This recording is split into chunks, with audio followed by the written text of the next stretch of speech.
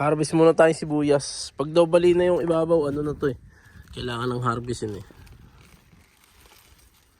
Hindi ganong malaki. Pero pwede no. Good size.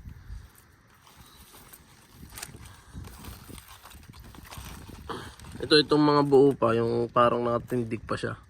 Pwede pa yan. Lalaki pa yan ng konti.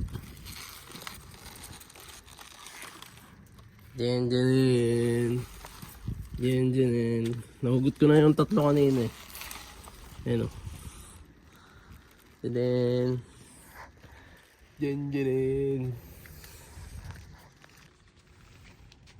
Dami nating harvest oh.